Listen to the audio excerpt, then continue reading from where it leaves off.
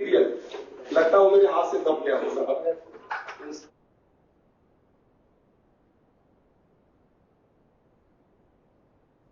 ये कहते हैं ना कि मशीन कभी गलत नहीं करती है, जब हम गलती करेंगे तभी इंस्ट्रक्शनल मटीरियल।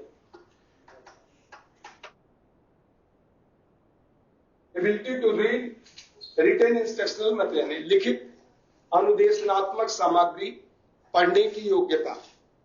लिखित अनुदेशनात्मक सामग्री पढ़ने की योग्यता। लिखित अनुदेशनात्मक सामग्री पढ़ने की योग्यता। लिखित अनुदेशनात्मक यानी जो भी आपके जो सीट लिखित अनुदेशनात्मक सामग्री, जैसे ऑपरेशन सीट है, एक्सपेरिमेंट सीट है, असाइनमेंट सीट है, जितने भी सीट होती है, लेसन प्लान है, डिमॉन्स्ट्रेशन प्लान है, इन सबको रिटेन इंस्ट्रक्शनल मटेरियल कहा जाता है। तो वो आप पढ़ सके, यह योग्यता। फीडबैक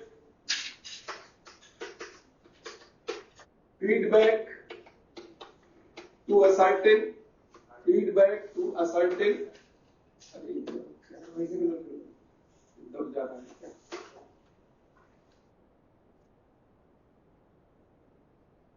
अच्छा ये तो यही हो गया,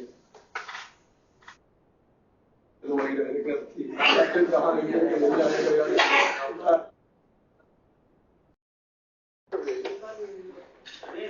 सर छीन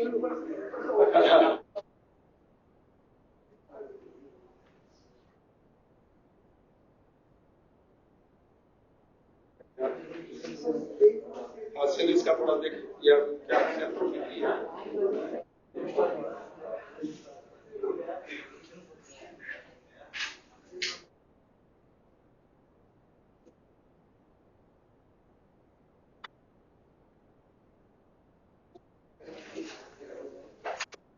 लिख रहा था, उसको आप लिख लें। Feedback to ascertain the attainment of objective.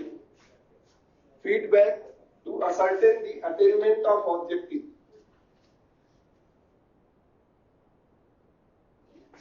To attainment objective.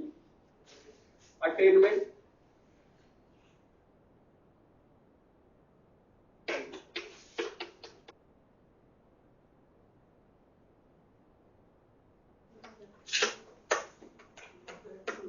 feedback to ascertain the attainment of objective, उद्देश्य की पूर्ति के लिए, उद्देश्य की पूर्ति के लिए प्रतिपुष्टि देना।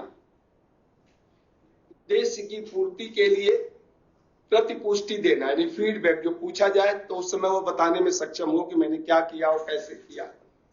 तो फीडबैक देने में सक्षम हो। नीटनेस, आगे आप पॉइंट लिख लें। Neatness and housekeeping.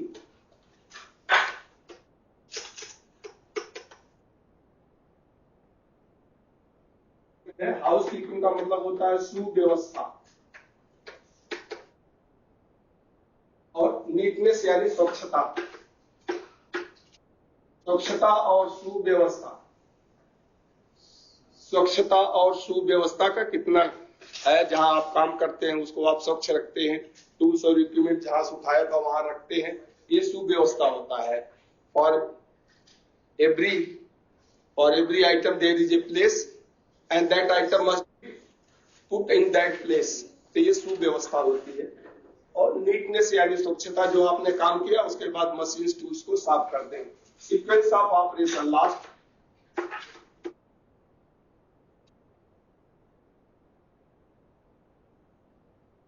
तो जब भी कभी कोई भी प्रैक्टिकल टेस्ट कंडक्ट करें, पॉइंट्स का ध्यान रखें, यानी जरूरी नहीं कि सभी इसमें से कुछ जो भी है कि मैं आज जो टेस्ट कर रहा हूं उसमें केवल गति मुझे देखना है, टूल्स और इक्विपमेंट को आप प्रॉपर यूज कर रहे हैं कि नहीं वो देखना है, क्वालिटी जो आपने पहले प्राप्त किया था उसको आप मेंटेन कि नहीं करते समय आज मैं उसका टेस्ट करना। रिटेन इंस्ट्रक्शन मटेरियल आप पढ़ सकते हैं कि नहीं, प्रॉपर आप टूल्स इक्विपमेंट्स को हाथों से जो यूज होता है उसको आप यूज कर सकते हैं, जो पूछा जाए उसे आप बताएं, फीडबैक है एक तरह से, कि जो पूछा जाए, कोई भी प्रश्न पूछा जाए तो उसे आप बताने में सक्षम हो। और नीटनेस आपको होता ही, नीटनेस एंड हाउसकीपिंग जरूरी है कि जिस उपकरण औजार पर आप काम कर रहे हैं तो उसे साफ करके उसे रखें, और जो जहां से उठाएं उसे वहीं पर रखें। सीक्वेंस, तो ये कुछ तरीके होते हैं जो जब इंस्ट्रक्टर्स कोई टेस्ट देते हैं तो टेस्ट देने से पहले उनको कुछ चीजों का अवेलेबिलिटी का ध्यान रखना होता है। टेस्ट अगर हम कंडक्ट करते हैं और साथ, तो उस समय इंस्ट्रक्टर्स को ये पता होना चाहिए कि इस टेस्ट के लिए क्या क्या आवश्यक है और क्या चीजें विद्यार्थी को जानना चाहिए। जो मैं टेस्ट ले रहा हूं उसके लिए क्या क्या इक्विपमेंट्स, टूल और चीजें जरूरी है, तो वो उसमें होते हैं। तो उसे हम कहते हैं requirement of the skill, requirement of the test,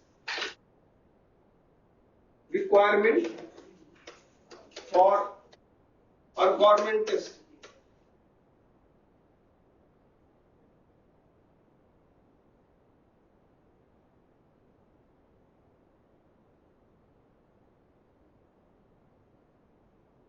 machine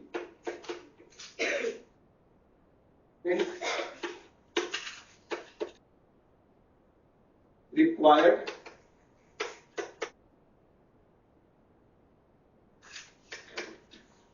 available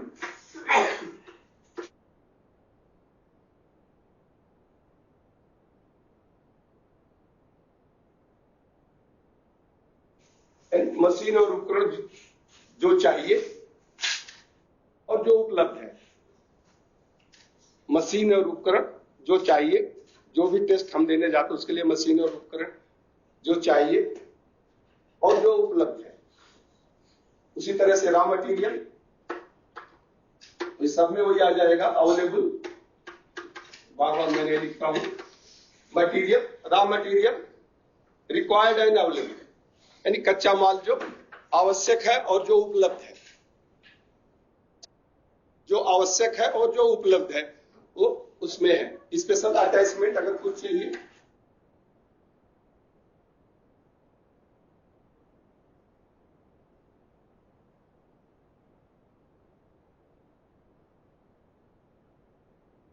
special attachment अगर कुछ चाहिए,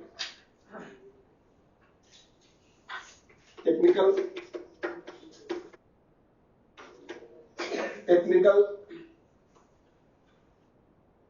बुक, टेक्निकल बुक की आवश्यकता है, क्या वो है हमारे पास या नहीं है, वो भी चाहिए। स्किल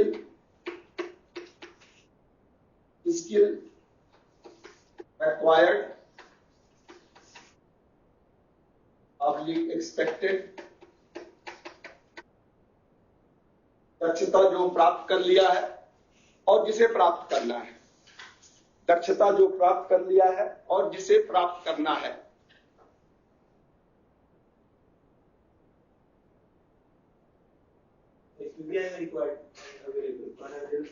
क्या नहीं, दक्षता, हाँ ये आई गया,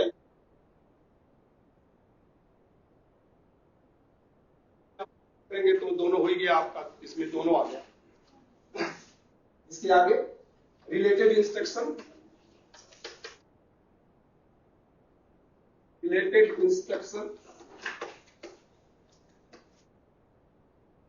यानी किसी कार्य को करने के लिए अतिरिक्त कोई अनुदेश की आवश्यकता है। रिलेटेड इंस्ट्रक्शन या एलाइड ट्रेड्स के लिए भी एक्चुअली ये होता है। रिलेटेड इंस्ट्रक्शन आरआई जिसे कहते हैं, कि आरआई पढ़ाया गया है या नहीं पढ़ाया गया है। अब किसी कार्य को करने के लिए संबंधित अनुदेश, किसी कार्य को करने के लिए संबंधित अनुदेश आरआई से कहते हैं, रिलेटेड इंस्ट्रक्शन। चलिए दूसरे ट्रेड्स जो आपके अभी एलाइड ट्रेड्स आ गए हैं आर ट्रेड में, उसके लिए ये यूज होता है। तो हाँ जी, हाँ अप्रेंटिस में मेन होता है। वेरी गुड, बहुत सही कह रहे हैं आप। अप्रेंटिस के लिए तो आरआई मस्ट है, बट अभी इसमें भी आ गया आपके एलाइड ट्रेड भी आरआई कुछ आए हैं, जो नया सिलेबस बना है तो उसमें आरआई कुछ उन्होंने डाल दिया एलाइड ट्रेड्स, सब में कुछ न कुछ अलाइड ट्रेड तो है ही। फिटर में है तो कुछ वेल्डर, उसका वेल्डर या टर्नर का पार्ट है, टर्नर में कुछ फिटर का पार्ट है, तो वहां अप्रेंटिस में तो मस्ट है, बिना आरआई के तो अप्रेंटिस पूरा होगा, तो वहां पर वो जरूरी होता है। अब उसे कहते हैं रिलेटेड इंस्ट्रक्शन, तो वो है या नहीं। और मेन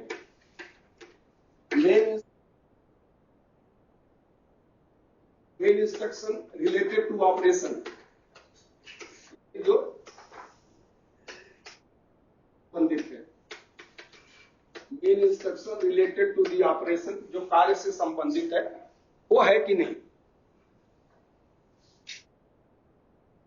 जरूरी होता है कार्य करने के लिए। जो कार्य से संबंधित है, मुख्य अनुदेश जो कार्य से संबंधित है।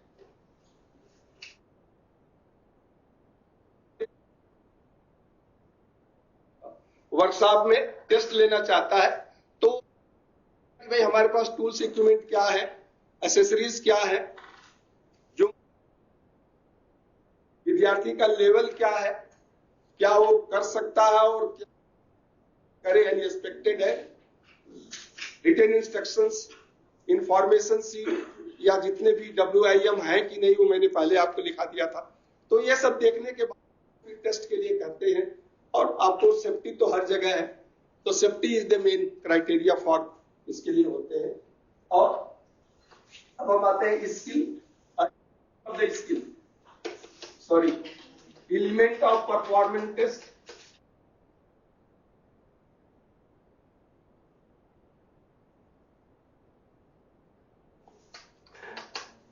इसके बहुत से एलिमेंट्स हैं, बट मेन 3 एलिमेंट्स जो होते हैं टेस्ट में हम फाइंड आउट करते हैं। एलिमेंट्स ऑफ द परफॉर्मेंस यानी तत्व, कार्यकुशलता के, जो मैंने बेसिक एलिमेंट्स तो आपको स्किल का बताया था। ये परफॉर्मेंस का होता है main speed,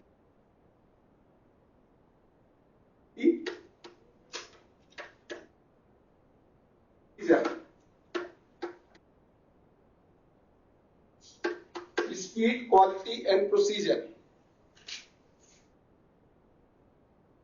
speed, quality and procedure यानी गति, गुणवत्ता और तरीका। गति, गुणवत्ता और तरीका, ये 3 मेन एलिमेंट्स हम एक्चुअली वर्कशॉप में टेस्ट करते हैं कि कोई कार्य आप कर सकते हैं, लेकिन क्या गति से कर सकते हैं, जिस क्वालिटी का चाहिए उस क्वालिटी तक कर सकते हैं, और कार्य का है उसमें कहीं कमियां हैं, कुछ डिफेक्ट्स है। तो ये प्रोसीजर्स में आपकी सब एबिलिटी यानी जो ट्रेनिज की पूरी एबिलिटी इसमें आ जाती है। जैसे ट्रेनिज की जो एबिलिटी इसमें है वो सब एबिलिटी इसमें आ जाती है। Ability to identify the tools equipment for a specific job, यानी किसी एक कार्य के लिए क्या उपकरण औजार चाहिए उसको पहचानना। Ability to identify the raw material and correct use. तो दूसरा ये होता है, इसको लिखना नहीं है, मैं ऐसे बोल देता हूं, अभी तो आपने ऊपर सब लिखा ही है। ये प्रोसीजर का, जब टीचर देखता है कि प्रोसीजर, तो प्रोसीजर में वो विद्यार्थी की अपनी योग्यता को भी चेक करता है कि विद्यार्थी के अंदर ये योग्यता है कि नहीं। Ability to identify the tools and equipment and their use, ability to identify the raw material and their proper use, ability to observe the safe working habit, ability to observe the safe working habit यानी कार्य करने की जो आदत है, घटना दुर्घटना तो नहीं होगी, सुरक्षित कार्य करने की आदत है। Ability to gain the confidence और बिल्डअप द कॉन्फिडेंस, क्या उसके अंदर ये क्षमता है कि वो कार्य करके एक आत्मविश्वास उत्पन्न कर सकता है या प्राप्त कर सकता है, इतने भी है।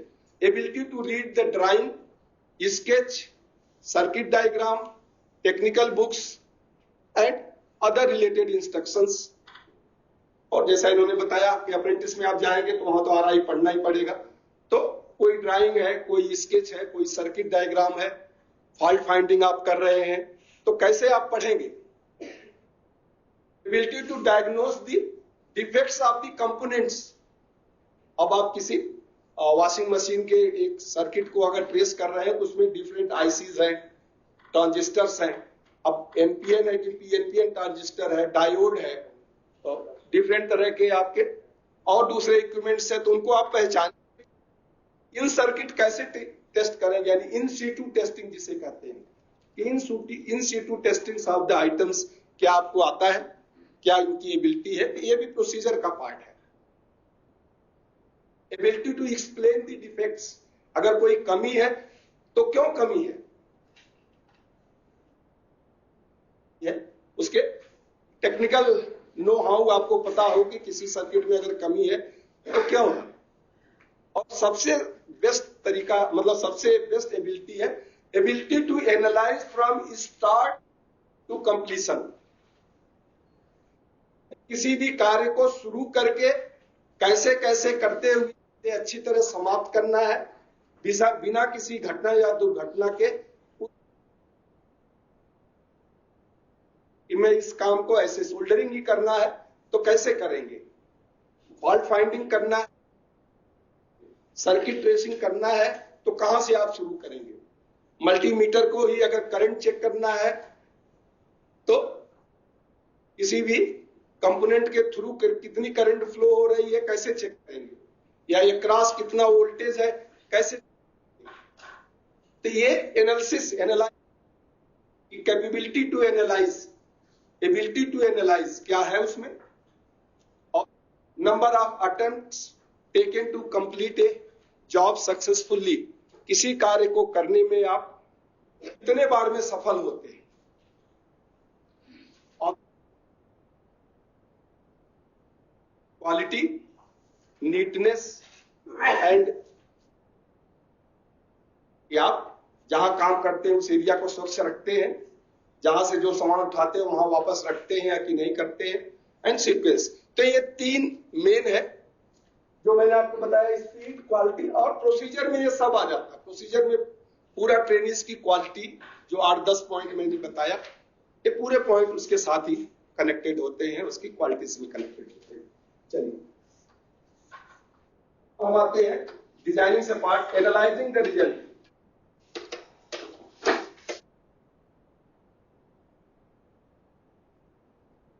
हाँ, एनालाइजिंग द रिजल्ट, शेडिंग नहीं,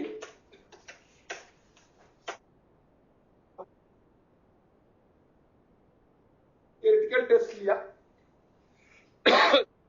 दिया आपने, आपके स्टूडेंट्स हैं तो उसका एक रिकॉर्ड बनाइए आप, यानी जब थियोरेटिकल सैद्धांतिक जहां आप लेते हैं तो उसका एक एनालाइज हम करते हैं, जैसे serial number, number of student,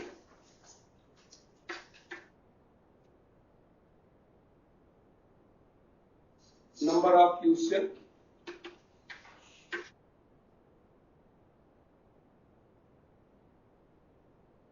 student attempted the question,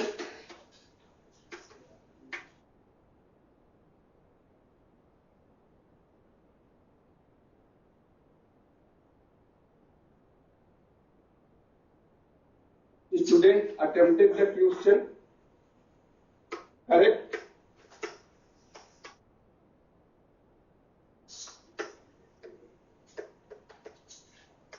of correct answer,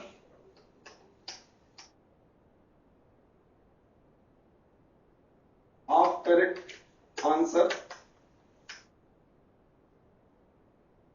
और हाफ करेक्ट आंसर, और उसी के आगे होगा रॉन्ग आंसर। लिखना चाहे तो आप लिख ले, नहीं तो ऐसा कोई जरूरी नहीं है इससे। देखो रॉन्ग आंसर, और एक इसके बाद ओमिटेड, 1 2 3 4 6 7 हो जाएगा ओमिटेड।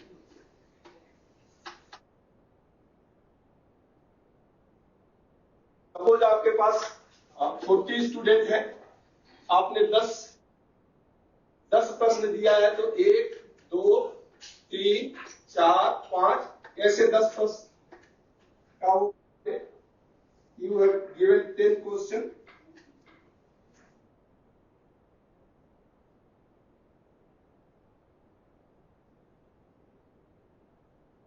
छोटी है। आपने थियरी में 10 प्रश्न दिया था, अब ये 10 प्रश्न में 1 2 3 4 यहाँ 10 प्रश्नों का करते हैं आप। एक प्रश्न पहला, दूसरा, तीसरा, चौथा, पांचवा, ऐसे 10 प्रश्न। ठीक है, अब इन 10 प्रश्नों में कितने विद्यार्थी, पहले प्रश्न को कितने विद्यार्थियों ने अटेम्प्ट किया? 40 ने किया, 30 ने किया, 20 ने किया, 10 ने किया। अब जितने ने किया उसमें कितना सही आंसर था? कितने का आधा सही आंसर था,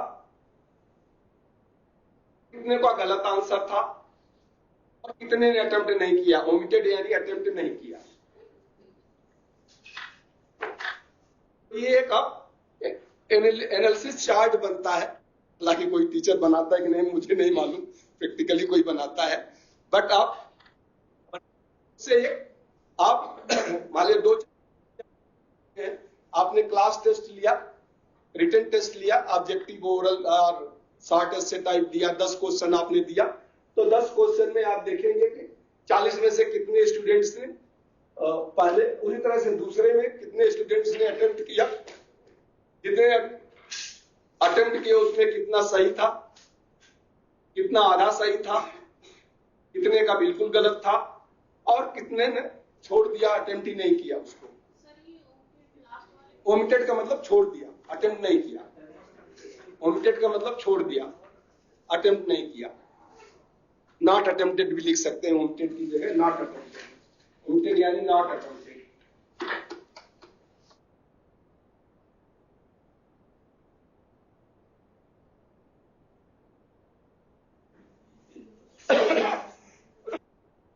जो आपने 3 या 4 चैप्टर पढ़ाया था,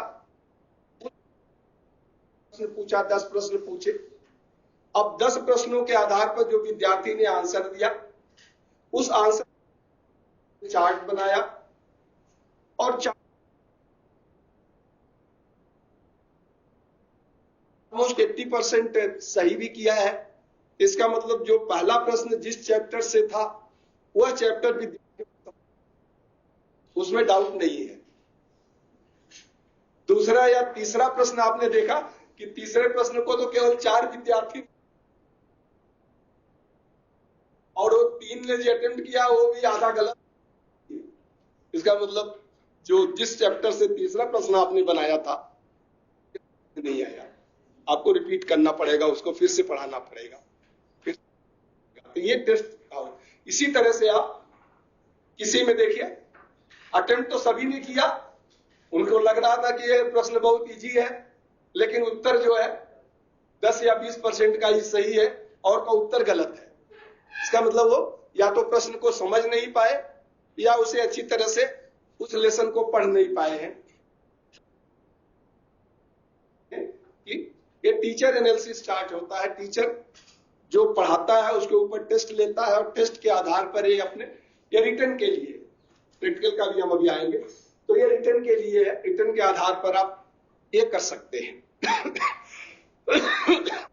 ठीक है, इसमें कोई ऐसा नहीं है, जस्ट फॉर इंफॉर्मेशन है। अगर आप जब कहीं टीचर हैं तो आप देखिए एक बार करके, तो आपको पता चल जाएगा कि पीछे मुझे कौन सा चैप्टर फिर से रिवाइज करना होगा या क्या उनका डाउट था।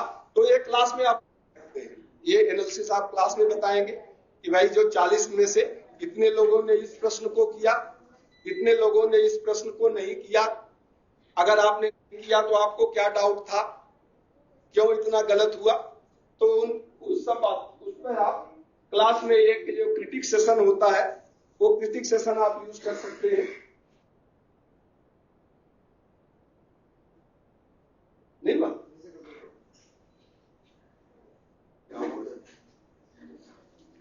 तो ये क्रिटिक सेशन आप यूज कर सकते हैं, जिसमें डिस्कस कर सकते हैं कि क्या आपके समझ में आया जो 4 चैप्टर में पढ़ाया था। बस में उसी तरह से पर वीक 6 आवर है CITS के लिए, थियरी के लिए 6 आवर है। तो थियरी में लास्ट का वीक जो होता है वो रिवीजन के लिए होता है, लास्ट डे। तो वहां आप एक टेस्ट ले 2-2 घंटे या जो भी आप वीक में 6 घंटे मिलता है, उसमें उतना थियरी पढ़ाना भी होता है, रिव्यू भी करना होता है, टेस्ट भी लेना होता है, और फिर टेस्ट में आपको एनालाइज भी करना कि उसमें क्या कमियां रह गई और किस चैप्टर को मुझे फिर पढ़ाना है, तो वो सब उसका पार्ट होता है।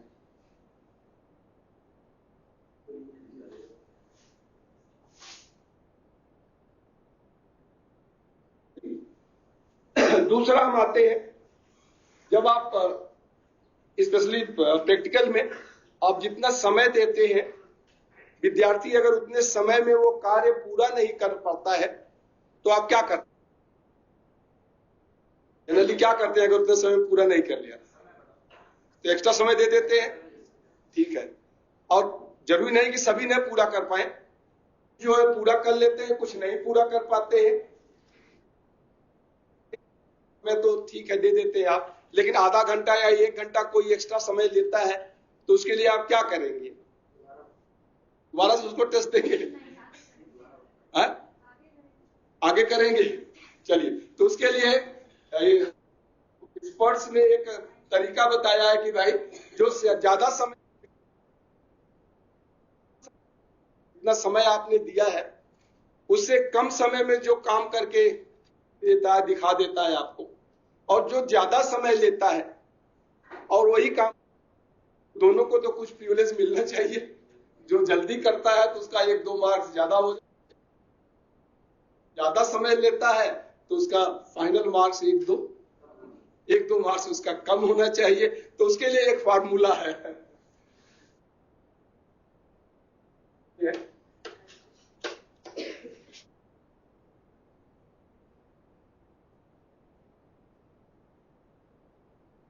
और टाइम,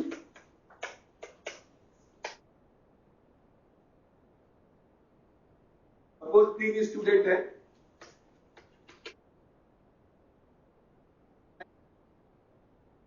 या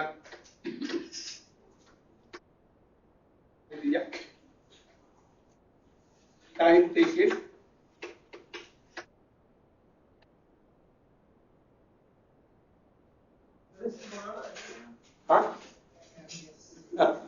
टाइम टेकन, और ये हो जाएगा आपका मार्क्स, जो मार्क्स मिला, marks into time taken TT और टीए, तो marks into TA upon TT, और ये फाइनल मार्क्स।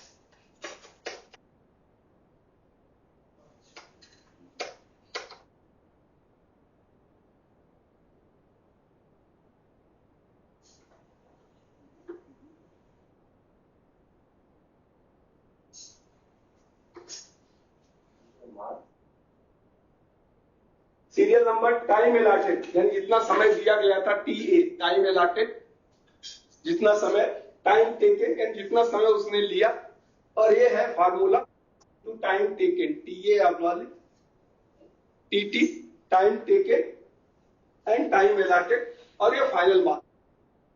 स्टूडेंट आपके पास है ABC, और आपने समय दिया इनको सबको 5 घंटे किसी काम को करने के लिए, 5 आवर्स।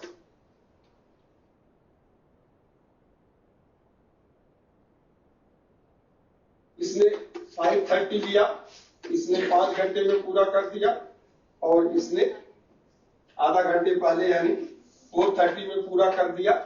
सपोज आपने 75 मार्क्स तीनों को दिया है, तो इसका मार्क्स 75 है मानो सपोज।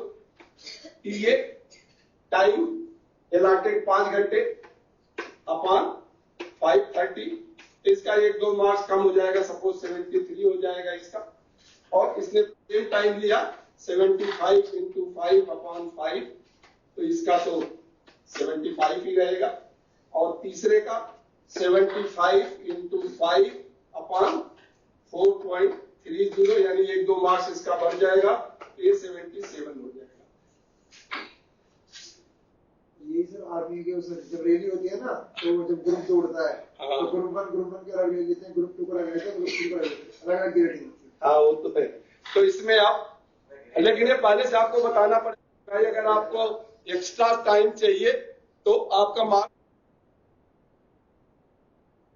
वापस दे दो, और जो अगर जल्दी करके दे देगा सही है, जो भी मार्किंग तो आप उसके जॉब के अनुसार करेंगे, जल्दी किया और अच्छा नहीं किया तो ऐसे भी उसका मार्क, लेकिन अप टू दी क्वालिटी अच्छा करके दिया है तो मार्क्स उसको उतना मिलेगा। ये मैंने एज एग्जाम्पल 70C, इसको आप एग्जैक्ट कैलकुलेट करेंगे तो जो भी एक दो आगे पीछे आएगा वो तो मैंने जैसे एग्जाम्पल के लिए लिखा है इसको, तो ये इसके एग्जाम्पल्स होते हैं। हाँ ये एग्जाम्पल है, जनरली ऐसा होता नहीं है बट हो सकता है, आप इसको यूज कर सकते हैं। आप adjustment of marks for the time, तो टाइम के अनुसार से आप मार्क्स को एडजस्ट कर सकते हैं। ठीक है, हो गया।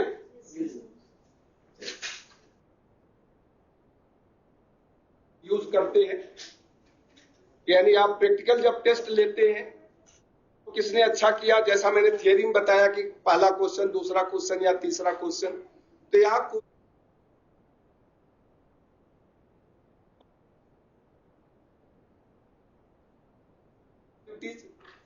के ऊपर आप टेस्ट लेते हैं, पहले से बता देते हैं कि मैं ये क्राइटेरिया इस टेस्ट चेक करूंगा और इसके फिर हम एनालाइज करेंगे। तो जैसे कुछ क्राइटेरिया प्रैक्टिकल एनालिसिस के लिए, practical analysis, practical test analysis से कहें, प्रैक्टिकल टेस्ट एनालिसिस, प्रैक्टिकल या परफॉर्मेंस टेस्ट एक ही बात है, दोनों प्रैक्टिकल या परफॉर्मेंस टेस्ट दोनों एक ही होते हैं। तो देखो भाई, कंप्रीहेंशन,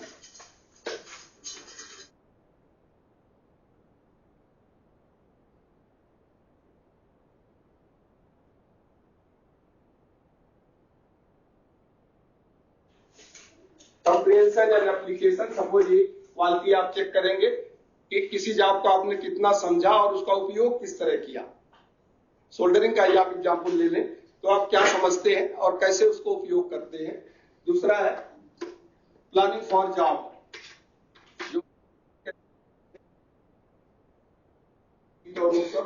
इसमें आ जाता है जॉब शीट को पढ़ना और हो, planning for the job.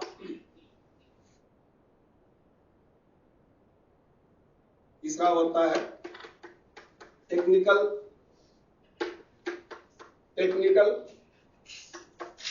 Knowledge, technical knowledge and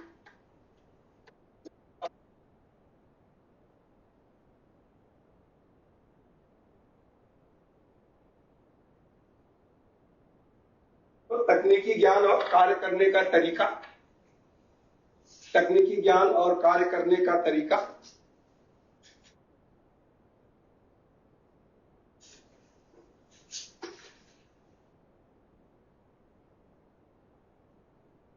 manual dexterity, manual dexterity and physical ability.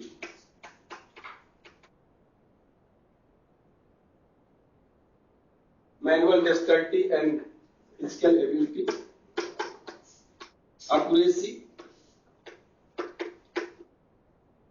quality,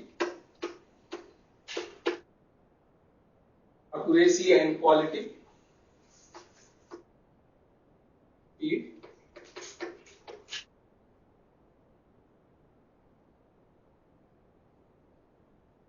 and sequence and safety, sequence and safety,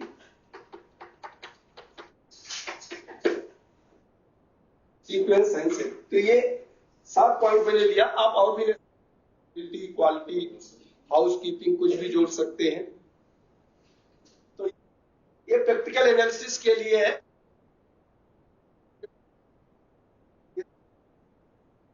किसी भी एक में अगर एक सोल्डरिंग है तो सोल्डरिंग में भी ये 7 पॉइंट आ जाएगा, ये 7 पॉइंट सोल्डरिंग में भी आ जाएगा, ऐसा नहीं कि इसमें नहीं आएगा। ये 7 पॉइंट सोल्डरिंग है, या कोई सर्किट ट्रेसिंग है, या वॉशिंग मशीन का ड्राइंग सेक्शन का आपने आज टेस्ट लेना है तो वहां भी ये 7 पॉइंट आ जाएंगे। तो कोई भी कर सकते हैं, ज्यादा भी कर सकते हैं। जैसे टूल्स इक्विपमेंट मैंने इसमें नहीं बताया है, रॉ मटेरियल नहीं बताया है, हाउसकीपिंग इसमें नहीं आया है, और और भी बहुत चीजें, आपका ability to read the drawing है, या आपका एनालाइजिंग पावर है, वो तो आगे आप बढ़ते सिंपल है, यानी कॉम्प्रिहेंशन एंड एप्लीकेशन समझ जाते हैं और उसका उपयोग प्लानिंग फॉर द जॉब, जो काम करना उसकी योजना आप कैसे बनाते हैं, जो सामान उमान सब लेना, जॉब सीट इकट्ठा करना, वो सब इसमें आ जाता है। Technical knowledge and method of work, तकनीकी ज्ञान, उससे संबंधित तकनीकी ज्ञान, जैसे मैंने सर्किट ट्रेसिंग बताया, तो सर्किट ट्रेसिंग के लिए एक तरीका होता है, तो उसका ज्ञान, और मेथड ऑफ वर्क, कार्य करने सीक्वेंस जो है। मैनुअल डेक्सटेरिटी मैंने पहले ही बताया, मशीन को आप जब हस्त कौशल, मैनुअल डेक्सटेरिटी का मतलब हस्त कौशल, और आप फिजिकल एबिलिटी, यानी आप स्वस्थ हैं, मानसिक रूप से तो आपका नॉलेज हो गया, but physically you are fit to do.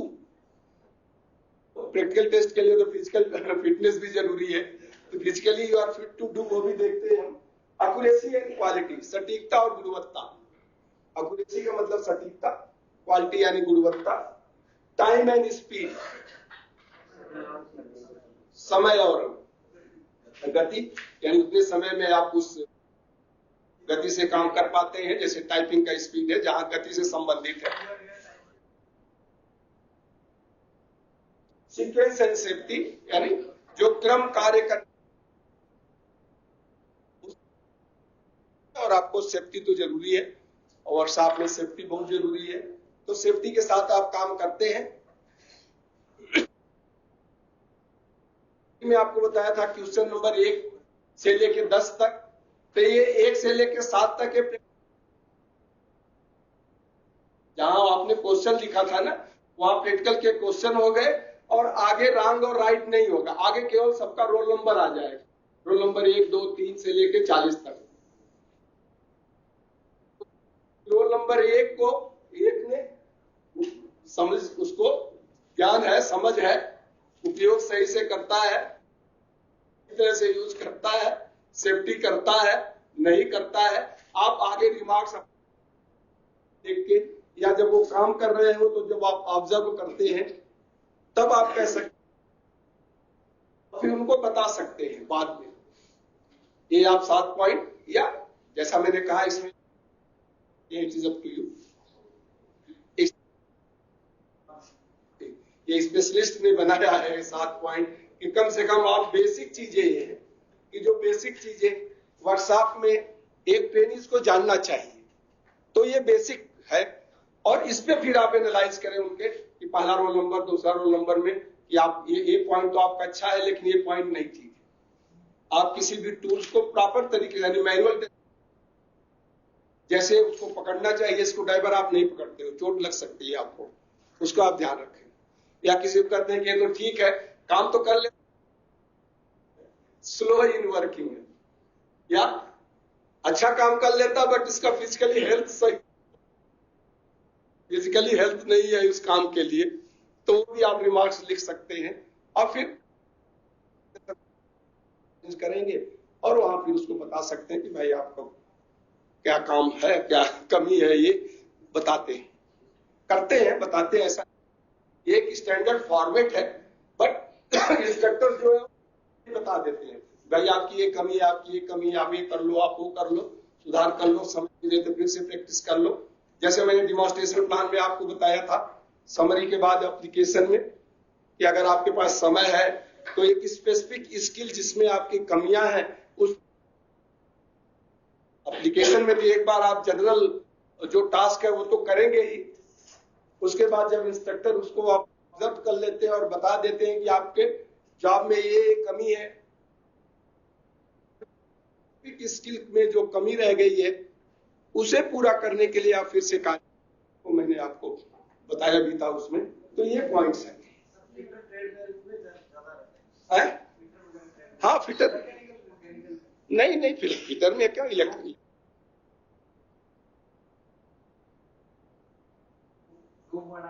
हाँ नहीं फिट, यहाँ पे जैसे आप पीसीबी पे कोई असेंबलिंग है,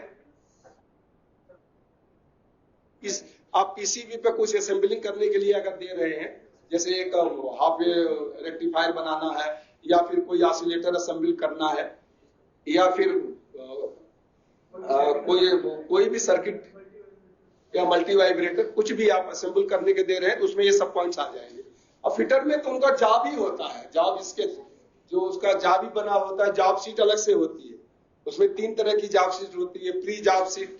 मार्किंग के पॉइंट ज्यादा हो जाते हैं, मार्किंग के पॉइंट वहां ज्यादा हो जाते हैं, बट ये पॉइंट तो आप अपने आप ही यूज कर सकते हैं, ये सब पॉइंट आप यूज कर सकते हैं। हाँ, कुछ जगहों पर जैसे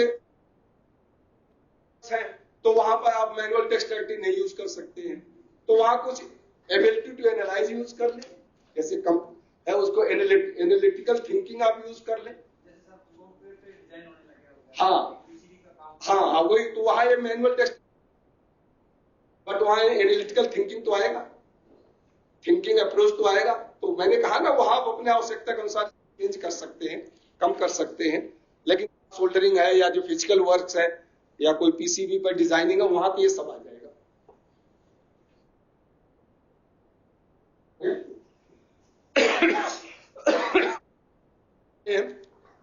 लास्ट पॉइंट है हमारा, खैर अभी तो इसका आज का लास्ट पॉइंट है, आगे का लास्ट नहीं है। तो अब आपको क्वेश्चन पेपर डिजाइन करना है। अभी तक तो एक क्वेश्चन पेपर बना बनाया मिल गया था और आपने दे दिया। अब आपको अगर क्वेश्चन पेपर खुद डिजाइन करना है, डिजाइनिंग का मैंने वो 15-20 पॉइंट लिखा भी दिया कि कैसे, कितने पॉइंट हो गए थे, 30 हो गए थे। कोई बात नहीं, मैं तो 20 सोच रहा था, लेकिन ठीक है, कोई बात नहीं। तो वो डिजाइनिंग के पॉइंट जो मैंने आपको बताया है, डिजाइन करने से पहले सबसे पहले कि क्या इस टेस्ट की जरूरत है, is this test is required to be introduce, इस टेस्ट की जरूरत है। अब अगर हम इससे टेस्ट करना चाह रहे हैं, तो पहला क्या जरूरत है, दूसरा क्या ऑब्जेक्टिव हम टेस्ट करेंगे, और जो ऑब्जेक्टिव टेस्ट करेंगे उसको मेजर कैसे करेंगे। मेजर तो प्रश्नों के माध्यम से ही करेंगे, तो किस तरह के प्रश्न हम पूछेंगे, यानी जो भी ऑब्जेक्टिव आप टेस्ट करेंगे वो प्रश्नों के माध्यम से ही करेंगे, तो किस तरह के आप प्रश्न पूछेंगे। अब प्रश्नों का टाइप क्या होगा, वो ऑब्जेक्टिव है, सब्जेक्टिव है, ओरल है, रिटन है, वो तो अलग, उसको छोड़ दे आप। तो किस तरह के आप प्रश्न पूछेंगे, प्रश्नों को आप कैसे बनाएंगे, wondering of the question, how you, या बिल्कुल सटीक हो, स्पष्ट हो, सरल भाषा में हो, वो सब जो मैंने बताया है उसमें लिखा है, वो सब आप कंसीडर करते हुए अब आपने कह दिया कि नहीं, मुझे डिजाइनिंग ए टेस्ट,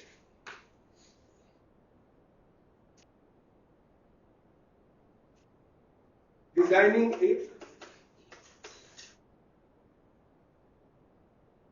टेस्ट पेपर, आप क्वेश्चन पेपर जिसे कह सकते हैं। चीजें होती है, पहला होता है प्लानिंग,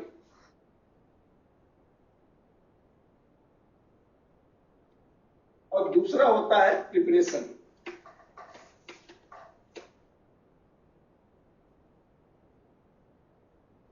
प्लानिंग एंड प्रिपरेशन, योजना, वो मैंने अभी जो आपको बताया कि क्या टेस्ट जरूरी है, क्या ऑब्जेक्टिव है उसके लिए, किस तरह के टेस्ट होंगे, टेस्ट आप कैसे बनाएंगे, हर टेस्ट यानी हर प्रश्न पे कितने मार्क्स होंगे, मार्क्स का डिवीजन क्या होगा, कितने समय का होगा, अगर ये प्रैक्टिकल टेस्ट है तो फिर फिजिकल फैसिलिटीज क्या चाहिए, वो सब है। बट हम यहाँ थियोरेटिकल का भी बात कर रहे हैं, तो ये थियोरेटिकल टेस्ट डिजाइन करना है थियोरी के लिए, तो थियोरेटिकल टेस्ट है, तो इसको कंडक्ट करेंगे और एक मॉक रीडिंग आप कर लेंगे, कि आभासी परीक्षण कर लेंगे, जिससे कि पता चल जाए कि जो टेस्ट आपने बनाया है उतने समय में आप उसको कंप्लीट कर लेंगे।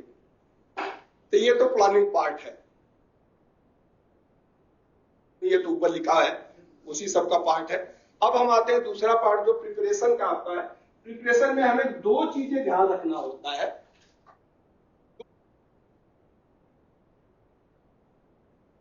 abilities what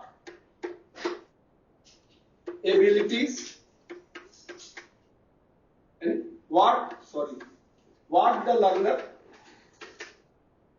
आउटकम में आपका था what the learner able to do,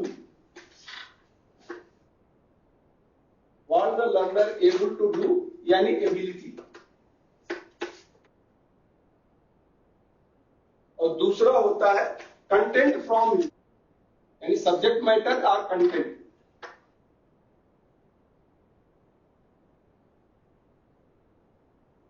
which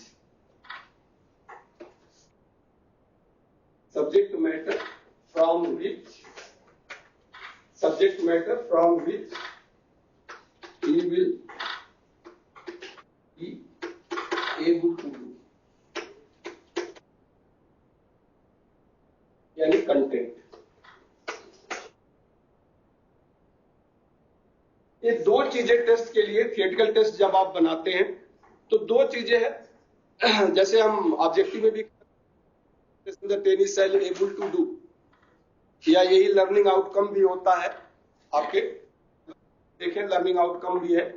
तो लर्निंग आउटकम जैसे 21 लर्निंग आउटकम है 40 वीक्स के लिए, और फिर उस लर्निंग आउटकम को प्रोफेशनल स्किल और प्रोफेशनल नॉलेज में डिवाइड किया गया है, फिर वीक वाइज डिवाइड किया गया हो, आगे होता है।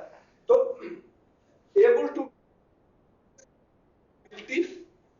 एंड सब्जेक्ट मैटर फ्रॉम, यानी किस सब्जेक्ट पे, किस विषय वस्तु के सापेक्ष करने में सक्षम होगा, क्या करने में सक्षम होगा, इस विषय वस्तु के सापेक्ष करने में सक्षम होगा। यानी हमारे पास दो चीजें हैं, कंटेंट और एबिलिटी। कंटेंट और एबिलिटी। अब आप एबिलिटी जो भी टेस्ट करेंगे, सपोज आपने 4 या 5 या 6 चैप्टर पढ़ा दिए, अब उस 6 चैप्टर से आप टेस्ट लेना चाहते हैं, तो जब अब तो पहले हम एबिलिटी पाते हैं।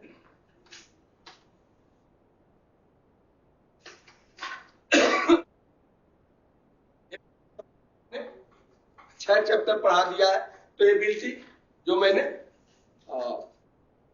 नॉलेज जो स्किल, तो कॉग्निटिव स्किल में जो हमने बताया है वही एबिलिटी होती है। तो नॉलेज,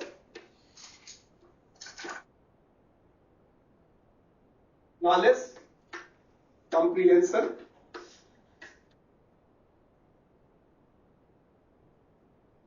एप्लीकेशन, बात के 3 है, थोड़ा हायर है एंड इवैल्यूएशंस, उसको आप एक साथ कर देना चाहते हैं क्योंकि वो बड़े कॉम्प्लेक्स स्किल है, डिवीजन बहुत ज्यादा हो जाएगा, उसको मैं कॉम्प्लेक्स स्किल हम उसको कह देते हैं।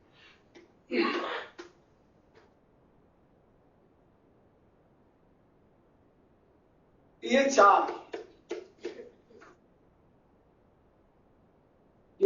एबिलिटी आपने पढ़ा दिया है। अब इस 4 एबिलिटी का आप टेस्ट करना चाहते हैं। ज्ञान, समझ, उपयोग करना या अनुप्रयोग जिसे कह लें, तीनों नीचे कहा गया, एनालिसिस, सिंथेसिस एंड इवैल्यूएशन। ज्ञान, समझ, उपयोग और जटिल दक्षता। जटिल दक्षता आप कह लें, मैंने इस तीनों को इकट्ठा कर दिया है।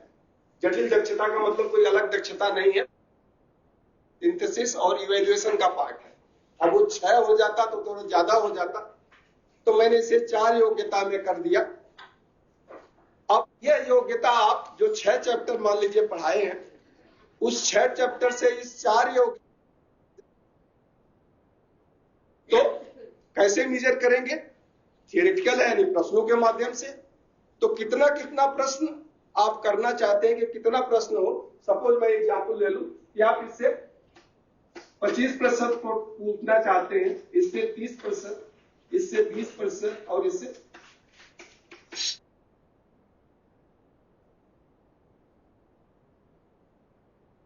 कि ये इस रेशियो में आप प्रश्नों को पूछ के आप चाहते हैं कि इस के मैं ये इसको टेस्ट करूंगा।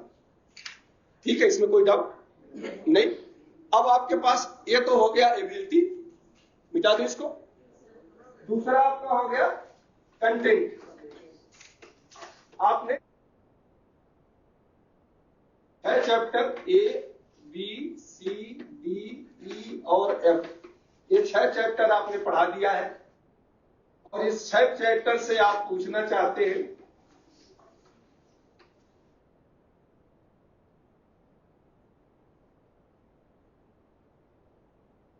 इस 6 चैप्टर से कितने प्रश्न आप पूछने चाहते हैं। सपोज पहले चैप्टर से मैं से 10%, तीसरे से भी 15 मान लीजिए, इससे 20, 15 और 30। देखिए 100 से ज्यादा तो नहीं हो गया। 5, 5, 10, 5, 15, कहीं इस पे 25 कर दें, ज्यादा हो गया ना। 5 अब सही हो गया ना। हाँ ठीक है, अब सही हो गया तो 100% परसेंटेज में है।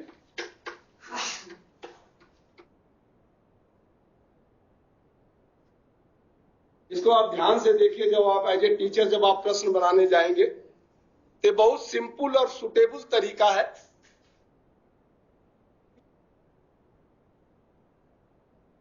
भी आ जाएगा और एबिलिटी भी आ जाएगी कि मैं पहले चैप्टर से 15% प्रश्न पूछूंगा। अब जितने प्रश्न आपने पूछने हैं उसका 15% पहले चैप्टर से, जितने प्रश्न पूछना है उसका 10% दूसरे से, 15%। ये मैंने एग्जाम्पल दिया है। अब इन दोनों को आप मिला दें। आपके पास 2 टेबल है, एक क्वालिटी का चैप्टर्स का, यानी जो पाठ आपने पढ़ा मिला दें और इसे कहते हैं टेबल ऑफ स्पेसिफिकेशन।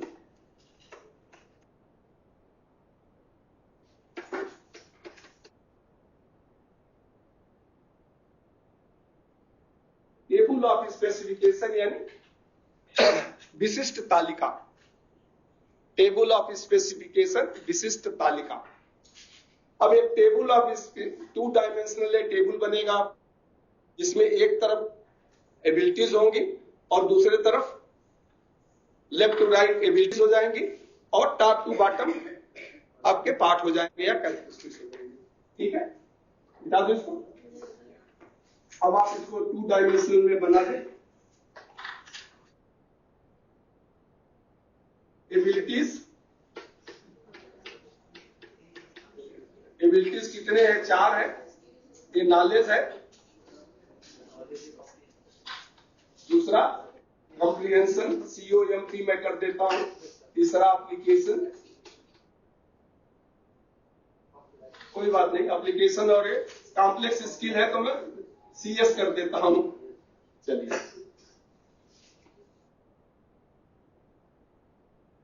और एबिलिटीज हो गया और इधर आपके इस साइड में ये एबिलिटीज हो गई लेफ्ट टू राइट, और यहां पे आपके चैप्टर यानी A B C D E और F, ये कंटेंट हो गया।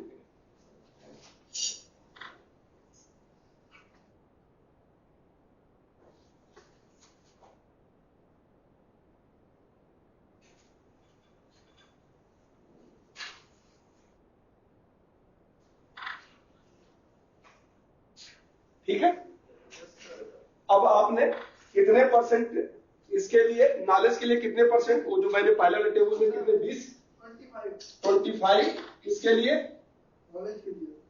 कॉम्प्रिहेंशन के लिए, दूसरे के लिए 30, तीसरे के लिए 20 और चौथे के लिए 25। ये टोटल करेंगे तो 100 हो जाएगा। अब इसी तरह से इधर आपने कुछ बनाया था 15, इसके लिए 15, 10, 15, 20, 15,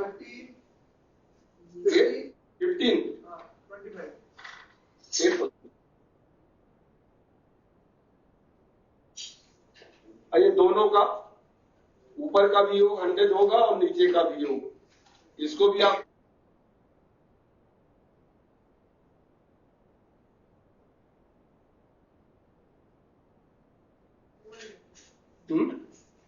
ये आपका टेबल बन गया, टेबल ऑफ स्पेसिफिकेशंस बन गया। अब आपको इस साइड में अब देखिए 15 ए यूनिट से, अब ए यूनिट से यानी जो पहला चैप्टर है, पहले चैप्टर से आपको नॉलेज कंप्रीहेंशन, एप्लीकेशन और कॉम्प्लेक्स स्किल टाइप के, सपोज ऑब्जेक्टिव टाइप आप टेस्ट बना रहे हैं, 100 टेस्ट बनाना है, एप्लीकेशन है इसलिए मैं 100 लेके चलता हूं। इन सबका सम 15 होगा, 15 होगा।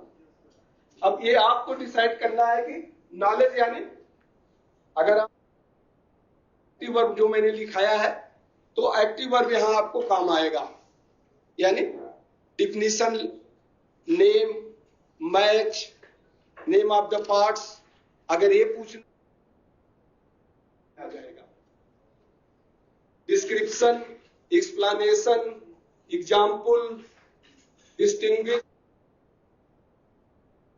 पूछने हैं, कितने प्रश्न पूछने हैं आपको डिसाइड करना है कि डिफिनीशन टाइप के 2 में पूछना चाहता हूं, डिफिनीशन के 2 होंगे, इसके 3 होंगे, ये 4 होंगे, तो जो बच गया वो ये होगा, या ये ज्यादा होगा, ये कम होगा। Application, distinguished, develop, modify, manipulate, solve, show, आपको तो याद नहीं होगा बट उसको आप याद कर ले, तो ये आपको हमें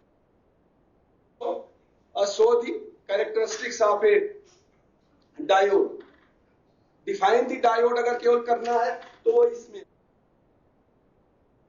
explain the purpose of the diode, process of the diode इसमें आएगा, and show the use of the diode in A forward bias तो इसमें आ जाएगा, एप्लीकेशन में आ जाएगा।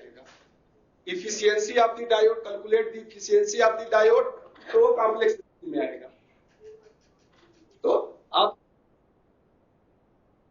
वर्ब में वही आपको गाइड कर देगा कि कैसे करना है। उसी तरह से दूसरे बी चैप्टर से पूछने हैं तो आप देख लीजिए किसमें किस, यानी डिफिनीशन से 1 आध प्रश्न होगा, इससे 2 प्रश्न होगा, इससे 2-3 प्रश्न होगा, और जो बच जाएगा वो इससे हो जाएगा। ये नंबर ऑफ क्वेश्चन है केवल, ये एक नंबर ऑफ क्वेश्चन आ गया। क्या मैं इससे 3 प्रश्न पूछता हूं, इसमें 4, 3 7 और इससे 7 5 12 और 3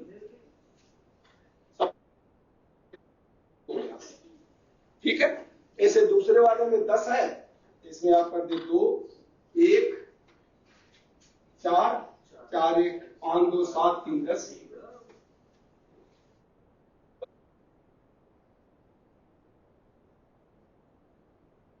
डिफाइन द ट्रांजिस्टर, यानी दूसरा चैप्टर आपका ट्रांजिस्टर और define the transistor, tell the name of the type of the transistor, ऐसे प्रश्न पूछना है तो ये 2 प्रश्न केवल पूछना है। अब आगे आपको उसके एनालिसिस से तो वर्किंग के से आप पूछेंगे तो ये प्रश्न हो जाएगा। एप्लीकेशन कहां पर इसको और एज ए एम्पलीफायर तो ये यहां हो जाएगा। अब आप उसमें कंपैरेटिव की पीएनपी और एनपीएन के क्या कंपैरेटिव एडवांटेज और डिसएडवांटेज है, ऐसे प्रश्न पूछना है, इसमें कॉम्प्लेक्स स्किल वाला आ जाएगा। तो ऐसे आप इसको बना सकते हैं। इसी तरह से अब देखें, पहले इसको पूरा कर लेंगे, चलो मैं एक को पूरा कर लेता हूं। इसमें मान लीजिए 4 4 3, चलो जो आप, और इसमें 5, अब ये जोड़ के 25 आता है या ज्यादा आता है, नीचे भी पूरा करना है। 3 2 13 3 16 16 और 5 16, अभी मतलब बढ़ाना होगा इसमें।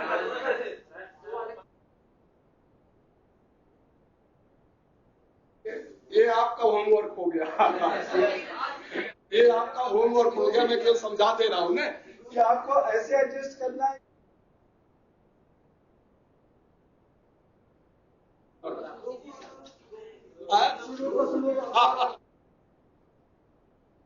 और जो जैसे इंटरसेक्टिंग है, ये जैसे कोई भी इंटरसेक्टिंग, ये जो इंटरसेक्टिंग आपके है,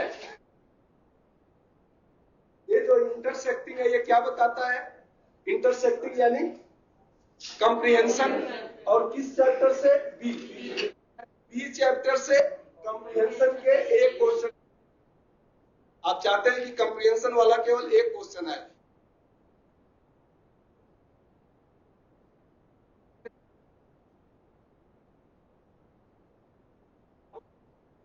पच्चीस का है तो 1/4, और एक ही में अगर आप चाहते हैं कि इसी में मैं टाइप स्मॉल टाइप 3 करूं, तो फिर इसमें आप 3 कॉलम कर देंगे तो 3 हो जाएगा। एक नंबर आप पहले चैप्टर से डिफिनीशन में मुझे 2 प्रश्न करना है, इजीली आप 2 प्रश्न बना लेंगे। एप्लीकेशन से, कंप्रिहेंशन से यानी एक्सप्लेनेशन का, थियरी का मुझे 4 करना है, 4 हो जाएगा।